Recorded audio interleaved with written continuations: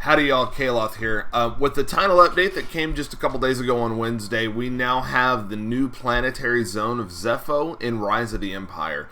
So in this video, I want to kind of talk a little bit more in depth about what that entails, what Zeffo rewards, and importantly, whether or not it's going to be a good idea for your guild to get into this. Because if any guild officer, any engaged guild member knows, Rise of the Empire takes a lot of inter-guild coordination. Not only do you have the combat missions and the just straight-up deployments, but you have the operations that requires very specific relic levels, which can be a pretty high investment on some pretty random characters. So let's get into it and talk about what we think about Zeffo. Here's the post from the title update talking about what Zeffo is going to do, and right off the bat, the most important thing you need to understand is to unlock Zeffo, you need 30 guild members to complete the special mission on Bracca, which is the second light side planet. If we go over here to Scar's interactive territory battle map, Bracca here is the second planet, and if we go in, there's the special mission. That requires Cere Junda at Relic 7, and then it requires either Cal Kestis, the unaligned force user, or Jedi Knight Cal Kestis at Relic 7. The very, very difficult mission with unaligned force user Cal. This is basically going to require Jedi Knight Cal. Most likely, we'll see this coming week as territory battles kind of goes on. We'll see how people do. But most likely we're looking at least an Omicron, maybe two, on Jedi Knight Cal to be able to handle this mission. And you need 30 people in your guild with Jedi Knight Cal unlocked, with him at R7, with Cere at R7, and then both able to move forward on that mission.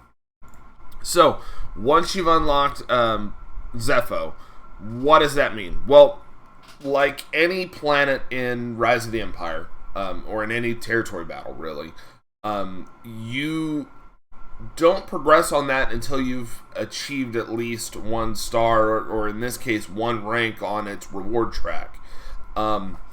So once you've unlocked it, you can kind of pre-deploy, you can preload things, and get right up to that first tier of the reward track without actually locking yourself in.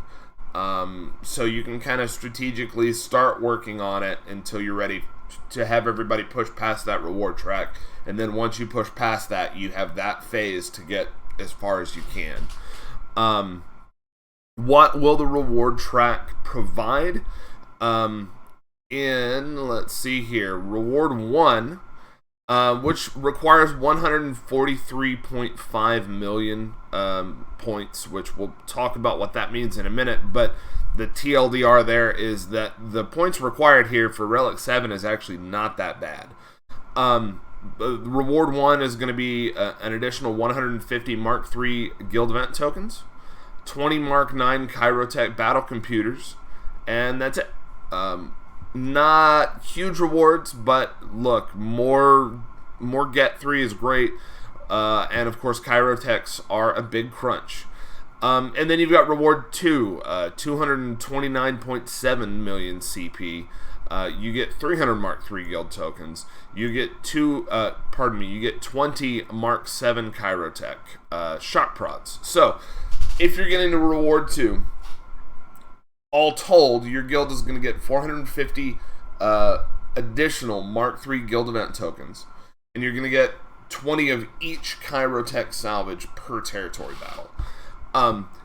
That, for a big investment, is not that amazing, but you have to keep in mind this is going to be repeatable every couple of weeks, and it's going to be a regular source of additional Chirotechs if you can get to that point. The big question on everybody's mind is operations, right?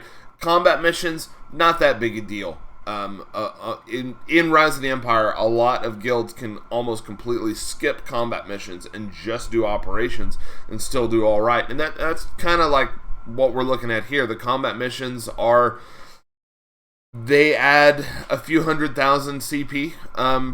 Combat mission 1 has, you bring whoever you want to as long as they're a light side Relic 7. and you're going to get 162.5 thousand CP for the first phase and 341.2 thousand for the second phase. Combat Bastion 2 requires 5 unaligned force users, so we're talking Cere Junda and then 4 others probably, right? Or, well, no, I was going to say or Inquisitors, but this is light side only. It's important to note this is a light side bonus planet. Deployments are only going to be available for light side characters. So 5 unaligned force users. Raise an unaligned force user. You might be able to come up with a light side unaligned team there. Or Cere Junda really are your 2 options that I'm seeing. Maybe there's some that I'm not. Tell me in the comments. But again, 162,000, 341,000 for each phase. The Mission 3 requires Jedi Knight Cal Kestis, but is more rewarding. It gives you 487,000 and 1 million. And then this is kind of par for the course for Rise of the Empire. The ship mission gives you 682,000 CP. So the if you're doing Rise of the Empire, you're already aware of this. Ship missions are great. Now this requires a negotiator, so no profundity shenanigans here. We don't know how hard any of this is going to be, but those are the combat missions. But again, the big question is the operations. So let's look at those. The operations here actually aren't that bad, and we'll go to this. I've actually kind of marked this up. If you look at these operations. Let's just look at Platoon 1. Slot 1 just requires 2 Jedi Master Kenobis and a Razor Crest. Jedi Master Kenobi, if you have them, he's already going to be at R7. If what you're doing this phase is Zeffo, or if you're doing maybe Zeffo and then a dark side planet, which is a good idea because, you know, they're not really going to overlap, light side and dark side. But if you're doing that, the only thing you would need JMK for is that first combat mission that has no additional requirements. Otherwise, you don't have a use for JMK here. Surely your guild has several JMKs, so throwing 2 of them at R7 into platoons, actually not going to be that difficult. Same with the Razor Crest. Razor Crest, your guild is going to have a lot of these. You're not going to need it for Zeffo. I doubt you'll need it for Zeffo anyway. It is a light side ship, so technically you could throw it in under Negotiator. I don't know why you would, but technically. And of course, if you're doing a dark side planet, you're doing Executor, you can't throw Razor Crest in because it's a light side ship, so it's not a difficult requirement. General Skywalker, again, almost always is Relic 7 and is not going to be all that difficult to throw in. Padme, if anybody's got Lord Vader, you've got her at R8 already.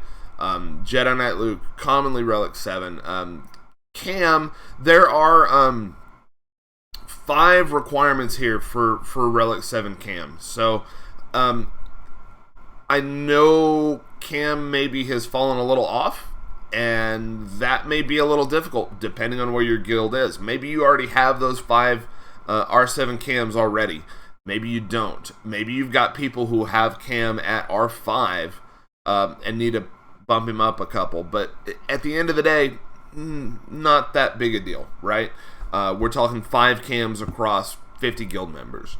Jedi Training Ray, if you've got JML, you already have her at R7. Commander Luke Skywalker, not a lot of people have CLS at R7, I think, but at the same time, I think a lot of people have him at high relics and or at least mid-high relics, you know, R5 or higher, at least for Datacrons.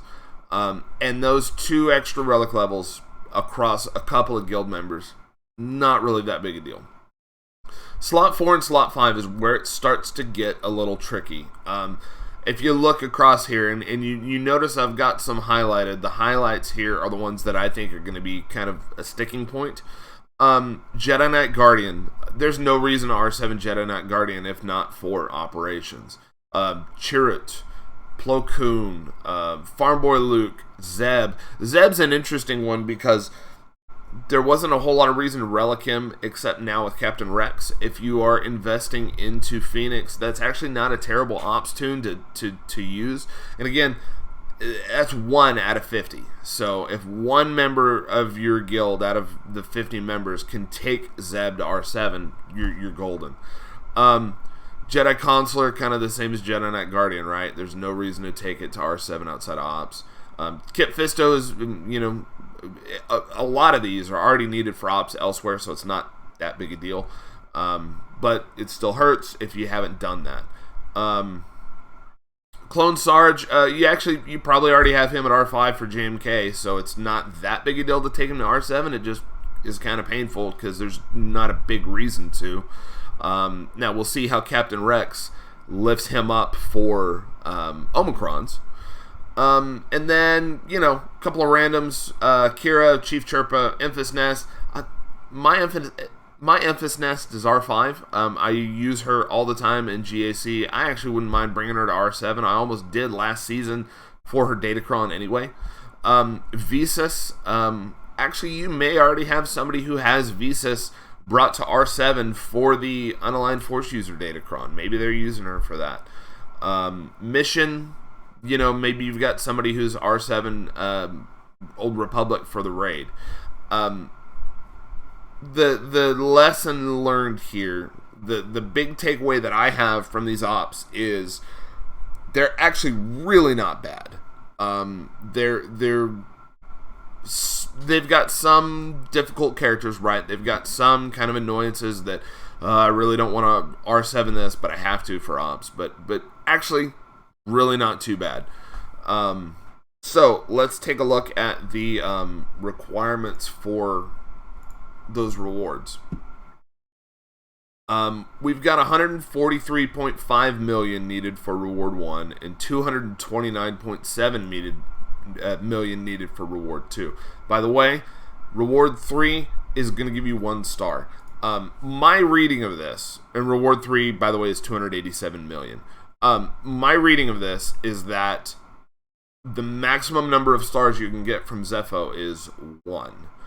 I don't think, and I may be wrong, we'll see how this plays out, but based on my reading of this, it doesn't sound like Zeffo provides those 3 stars like a normal planet would. So you're kind of having to choose here between, hey, go all in on a planetary zone and get 3 stars, or go all in on Zeffo and get 1 star plus those rewards. That's my reading of this. Again, I reserve the right to be wrong. We'll see how that plays out. But what are those numbers, right? 143 million to 287 million is the range. Where do those stack up? Let's go back to our interactive map. And again, this interactive map, I'm just credit to these guys real quick. Scar on Discord, SKAAR on Discord, created this map with help from Jet Cocos and a number of contributors, including Sig from the Galaxy Heroes event Discord. Just credit to these guys because this is a great tool. If you've never used it, you definitely should. But if we take a look at the map, where does that, at the top end, 287 million, where does that kind of fall on the spectrum here? Well, the middle zones actually have lower requirements, but they are shared dark side and light. So let's look at the light side requirements, which are kind of the same as the dark side requirements as far as like a comparison here. The first planet, which on light side is Coruscant, requires all R5. The range there is 116 million to 248 million. Remember, the range here that we're talking about for Zeffo is 143 million to 287 million. So it's already higher requirement than that first planet, but first planet is R5 required, Zeffo is R7 required. Now, when we go to R6 required planets like Bracca, the range is 142 million for 1 star, which is very, very close to that 143 million that Zeffo requires.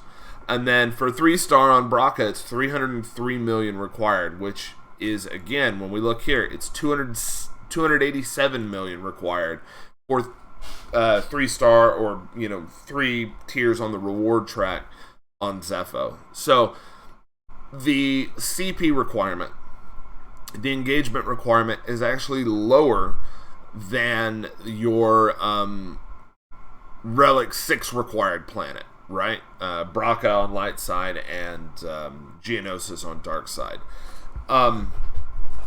So if your guild is able to get 3 stars on those second wave planets pretty easily, that's going to be one thing that should tell you, hey, we can do well on Zeffo.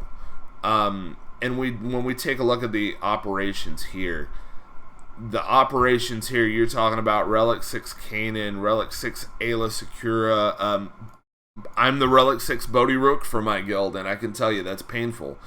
There are a lot of really kind of painful, difficult operations characters here. I would actually, I'd have to dig into it, but you know, Rose Tico, she's not that bad anymore, but you know, it still kind of hurts. There are some painful operations here. Comparing to these operations for Zeffo, I actually don't think Zeffo's all that bad. So, should your guild be doing this? Well, number one, it's let's be honest, the rewards here are a little disappointing. If you were somebody who was hoping for the next Riva, right? I know a couple people on Discord who have been prepping and thinking. I know one guy who was saying, hey, this is going to be Relic 10, this is going to be Relic 10, I'm going to go big, and took every Cal Kestis character to Relic 7, took Tarful, Saw, and Marin, Cere Junda, Ufu Cal, all of those, took them to Relic 7. When you look at Zeffo, they're not needed. There's not a mission for Tarful and Wookiees on Zeffo. There's not a mission for Rebel Fighters on Zeffo. You just straight up don't need Saw Gerrera past Gear 12. I don't see anything that needs Saw Gerrera for anything past Gear 12. He's not great in PvP. He doesn't really do anything great elsewhere. You guys tell me in the comments if you've got a good use for him. But if you're looking at unlocking Jedi Knight Cal, maybe don't invest heavily in Saw. Maybe don't invest heavily in Tarful unless your guild is at that point where you are having that bonus mission that requires Wookiees, which I'm looking on my map here, on my Territory Battles map, to even remember where that is. I don't even remember what node that's on. But I'm not going to go digging for it. One of the light side nodes does require Wookiees. You know, if your guild is getting to that point, maybe Tarful's a good investment. But all of Cal's requirements are not winners, right? Saw is not a winner, unfortunately. He should have been dark side, but that's another video entirely. So, if your guild can reasonably do that Phase 2 planet, if your guild has people who, at least 30 people who have unlocked Jedi Knight Cal, because I really don't think you're going to be able to do that Bracca bonus mission with Ufu Cal. If you have at least 30 people, and that gives you 0 wiggle room, who unlock Cal, should you go for Zeffo? I think so. It's going to be a guild by guild consideration. Guild officers are going to really need to crunch numbers and figure out, hey, can we afford to focus on a full planetary zone that's only going to give us 1 star instead of focusing on a zone where we can get more? I can tell you my guild, and my guild is a we're relatively high-end guild. We're 450 million GP. You know, we're not a Kyber 1 competitive territory war guild, but we're pretty involved, we're pretty active, and I can tell you that towards the end of territory battles, we're getting to those higher level planets, and we are only getting to 1 star at those very later phases.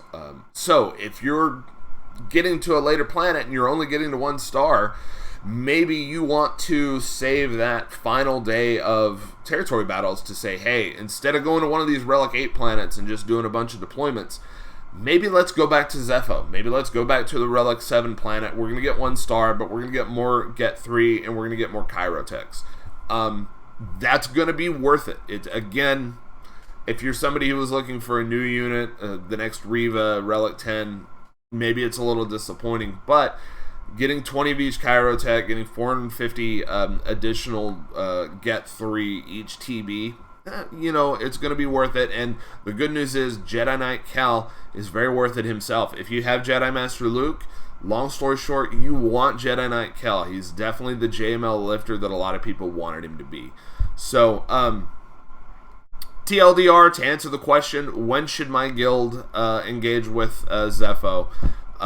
It is, if you're able to 3-star the Phase 2 light side or dark side planets. Light side, really, since we're talking about a light side planet here. If you're able to 3-star Bracca, and if at the later end of your TB, you're getting the higher level planets and only getting like 1 star, and if your guild has enough Cal Kestis to unlock Zeffo, which these guys requiring Gear 12, the only relics you have to do that is going to be on Cere and on Cal himself. If you can get those, if you can accomplish those 3 things, 3 stars on Bracca, later in TB you're only getting 1 star on the higher level planets, and I've got at least 30 R7 Cere and Jedi Knight Cal in my guild, then yeah, you should go for Zeffo, I think. It's going to be a decision every guild's going to have to make. Territory battle coordination can be difficult. I don't envy people having to organize this stuff. But if you are a guild officer or a helpful guild member, you kind of know how this goes. So get some discussion going on within your guild. Inter-guild communication is great, and figure out, hey, is this something we want to look at? And you have a couple of months, because I'm going to assume that the majority of us won't get Cal Kestis this first run. Obviously, a lot of people at the top end will. So watch those people. Watch the big streamers. Watch, you know, the Arnolds and the Fatals of the world, and see what they're able to do, see how worth it Zeffo is going to look for them. And over the course of the next few months, until we wait for Jedi Knight Cal to return, be sharding up those requirements. Marin is fantastic. Unaligned Force User Cal is fantastic. Cere Junda is... she's a little iffy, but it does look like we're going to be getting a new Unaligned Force User in Conquest soon, which may lift her up. And she's needed for this, so it's not that bad. Tarful and Saw are very skippable, but again, you only have to get them in Gear 12. So be thinking about that. Be ready for Cal when he returns, which we assume is going to be, you know, sometime between October and December, if the Grand Inquisitor cadence kind of goes through. Which maybe not, right? Maybe he'll come back later, maybe he'll come back earlier. Who knows? But be getting Cal ready, and once Cal does his first rerun, I expect we'll see a lot of guilds starting to engage with Zeffo, which may help make that Chirotech grind just a little bit lessened for you guys. So thanks for watching. If you engage with YouTube, you know what to do. I'm not going to be asking you guys for likes and, you know, comments and stuff that in every video. I just don't care for that. But if you like the videos, you know what to do. And other than that, thanks for watching, and may the Force be with you.